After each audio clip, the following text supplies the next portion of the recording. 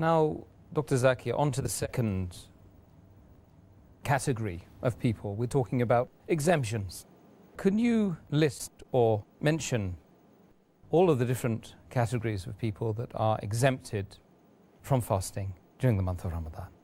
There are, in total, according to me, 13 categories of people who are exempted from fasting.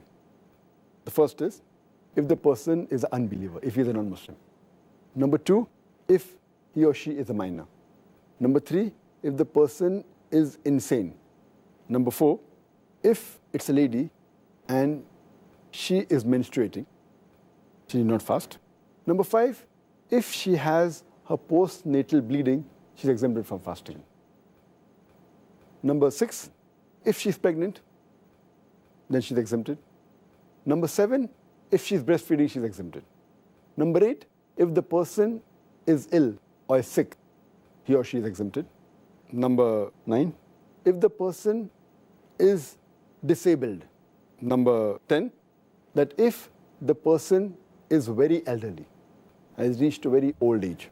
Number 11, if the person is traveling. Number 12, if the person is taking part in jihad or a fight in the cause of Allah subhanahu wa ta'ala. And number 13, under compulsion.